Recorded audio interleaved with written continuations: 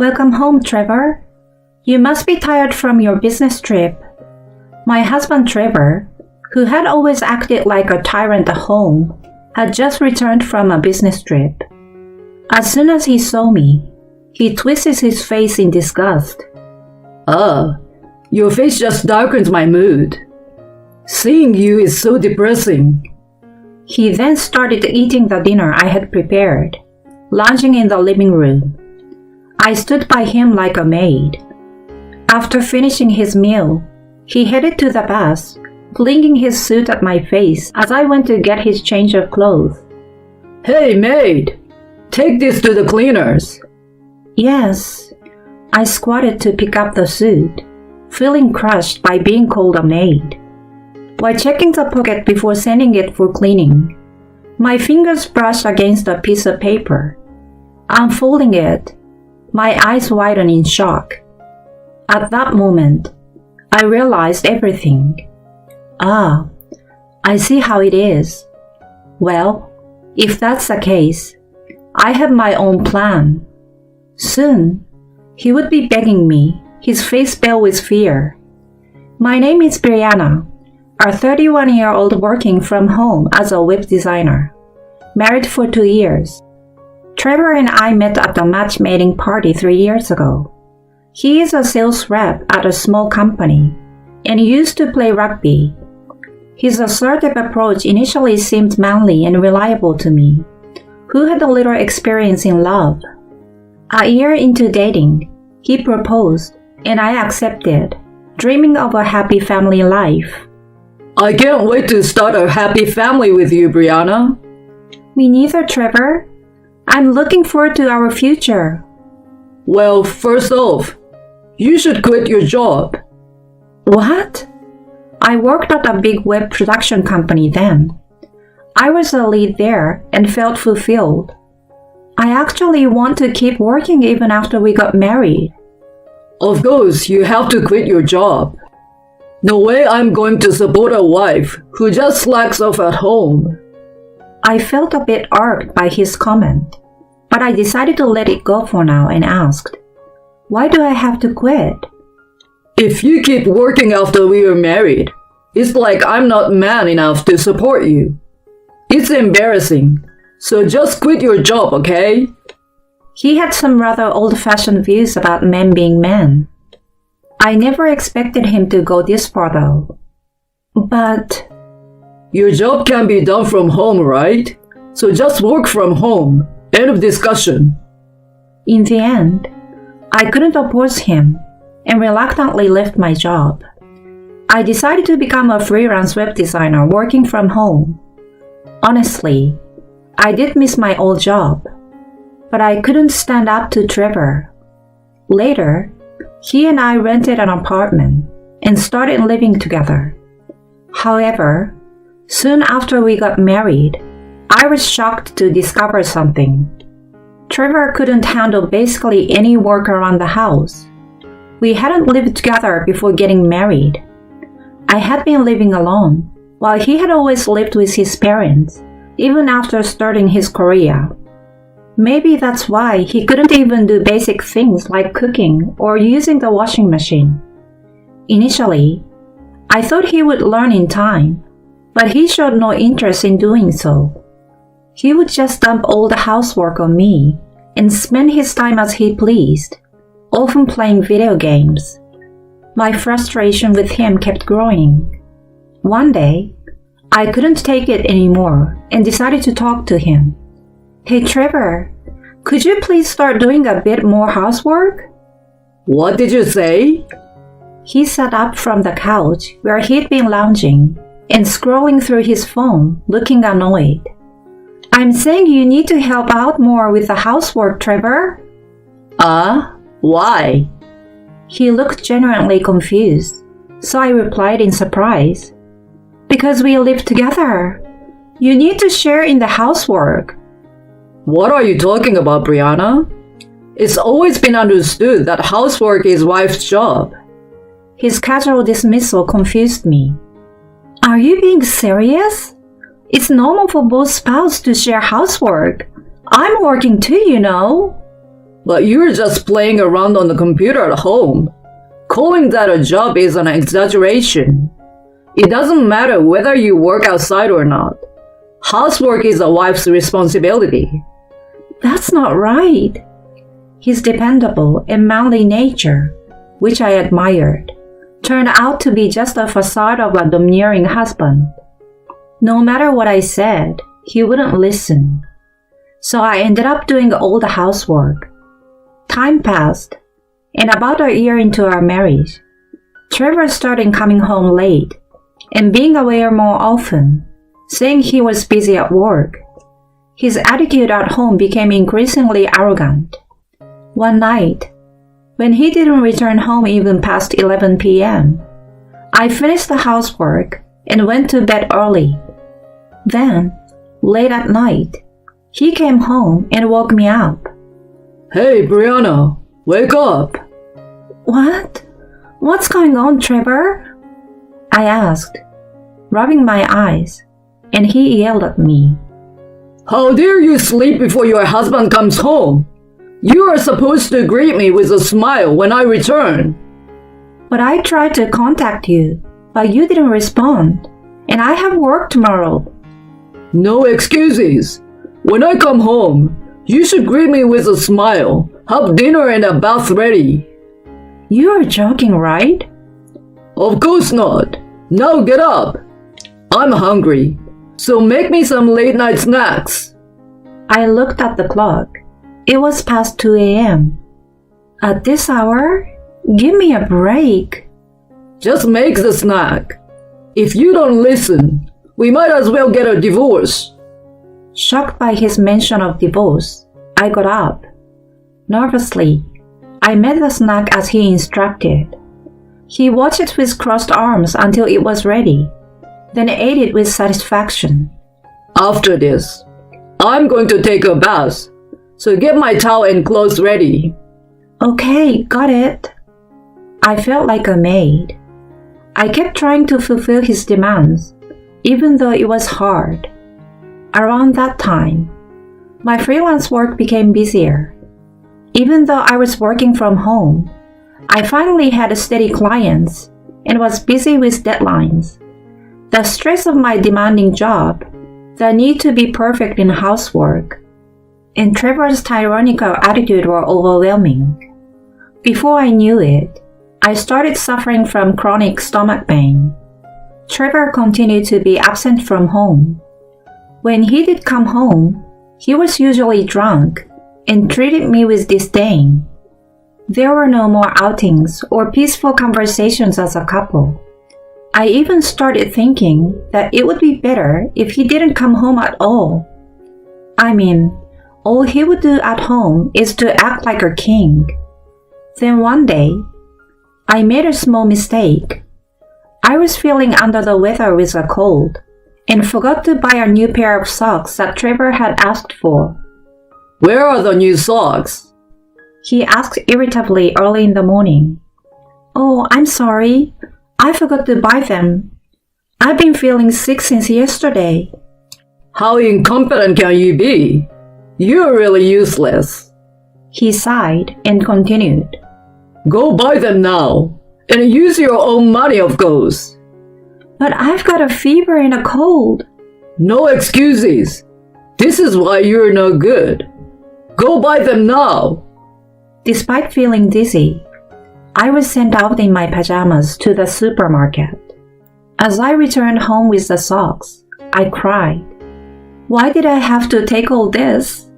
Doesn't he love me anymore? I couldn't stop my tears. Sometime later, Trevor said he was going on a business trip and left. I won't be yelled at by my husband tonight. I felt relieved, focused on my work, and settled for pizza for dinner. I finally had a relaxing evening. The next evening, he came home. Welcome home, Trevor. You must be tired from your business trip. I welcomed him saying so. But as soon as he saw me, he twisted his face in disgust. Your face just darkens my mood. Seeing you is so depressing. He then started eating the dinner I had prepared, lounging in the living room. I stood by him like a maid. After finishing his meal, he headed to the bath, flinging his suit at my face as I went to get his change of clothes. Hey, maid! Take this to the cleaners. Yes. I squatted to pick up the suit, feeling crushed by being called a maid. While checking the pockets before sending it for cleaning, my fingers brushed against a piece of paper. Unfolding it, my eyes widened in shock. It was a hotel receipt. It seems to be for a cottage, or something like that. Why would he stay in a cottage when he was supposedly on a business trip? With trembling hands, I took out my phone and searched. The search results showed a cottage in the next state. So that's what it was. He was acting all high and mighty at home, but he was cheating on me. Well, in that case, I have a plan too. I quietly put away the receipt. That day, I acted as usual in front of him. The next day, I started taking action. I decided to hire a detective agency to investigate Trevor. I had my own job and couldn't follow him around or do the investigating myself. Plus, I didn't want to slip up and let him catch on. Luckily, I found a detective agency with reasonable prices and female detectives. 2 weeks later, I had all the evidence of his infidelity, like it was nothing. Photos of him entering a motel with a young woman I didn't know, kissing in his car. I couldn't help but pump my fist in victory. By that time, I had no love left for him. I was just happy to have the evidence. The detective agency stopped smiling wryly at me, began to speak. Ma'am, here's what we found from the investigation. I held my breath as she continued. The next day, after Trevor left for work, I packed my things. I called a moving truck and had them take my stuff to my parents' house. That night, as I relaxed at my parents' home, Trevor called. I ignored his calls, but he called repeatedly, what you would call bombarding me with calls. I just kept ignoring them. The next day, the calls continued, even in the daytime. Finally annoyed, I decided to answer. Hello? Hey, where the hell are you? You left without saying a word. I calmly replied to his barrage. I'm at my parents' house. What? I didn't give you permission to go back there. Your stuff is gone too. What are you planning? Why should I serve someone who called me a maid? I couldn't stand it anymore, so I left. Why are you making a big deal out of this? Come back now and do the housework. He yelled furiously, and I sighed before responding. I'm not coming back to that house. What did you say? I will be waiting at the cafe near your office after work. We can talk there. Bye. I said that, hung up, and smirked. All right, let's do this. I muttered and sent an email to someone. A few hours later, as promised, I waited at the cafe. Trevor arrived furious. What do you mean by not coming home? He blurted out aggressively as he sat down. Like I said on the phone, I can't be your wife anymore. What? Are you planning to divorce me? Yes, that's my intention.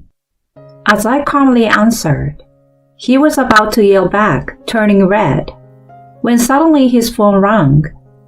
Are you going to answer? It might be important. He answered the call with a disgruntled expression, and his face turned pale. After the call, he looked down, covering his mouth wide-eyed. What's wrong? Did they fire you after all? Come again? I stared straight at him as he turned to me. You got fired or demoted for messing with the daughter of a client CEO, huh? I hope they fired your ass. So this is what the detective agency had told me. That Trevor had been cheating with the daughter of a client, hiding the fact he was married. I had all the evidence. Oh, what do you know about that? What's going on? Well, I'm the one who reported it to your company. What? He was shocked, and I smiled while he stammered. Do you realize what you have done? Yes, I'm well aware. I also reported the details to the CEO. He was furious and wanted to see the evidence, so I gave him the photos. You did what? His phone rang again. When I urged him to answer, he did so tremblingly. From the phone, I could hear a young woman crying and yelling. It seemed like the CEO's daughter, his mistress, was losing it on the phone. Trevor, unable to say a word, hung up with a pale face. Poor thing, the other woman. She was just deceived by you. When? When did you find out? He asked, his voice quivering, and I answered calmly. Remember when you called me a maid and threw your suit at my face? There was a receipt for the cottage in that suit pocket. That's why I hired a detective. He was gaping in shock. No, it's not like that. It was just a fling. I never planned to divorce you. Oh, after all that arrogant behavior? I will never forgive you. As I glared at him, he suddenly started pleading. I don't want to get fired. She said she will sue me for compensation. I won't be able to survive. Please, help me. Forgive me, Brianna. At that moment, I splashed the water from my cup onto him. What the hell? This is nothing compared to what I've had to go through. I'm divorcing you, and I will be demanding $35,000 in compensation for your affair. Make sure you pay up, you jerk. Go to hell. He turned ashen and panicked. He was muttering, I don't want a divorce. Please help me. I looked at his pathetic state and regretted ever marrying such a man. Shaking off the clinging Trevor, I left the cafe alone. Later, my divorce from him was finalized. With the help of a lawyer, I received $35,000 in compensation for his infidelity right away. I got half of our assets in the settlement.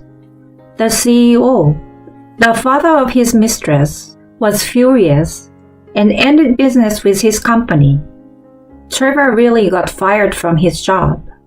He was also sued by his mistress and forced to pay her compensation. Because of all this, Trevor ended up living in a rundown apartment, buried in debt, and working like a host day and night. I felt no sympathy for him. He got what he deserved. As for me, I used the alimony to move into a new apartment and live comfortably. My career is thriving, and I'm earning more now than when I was single. It's more than enough to live on my own. From now on, I want to take care of myself and carve out a bright future.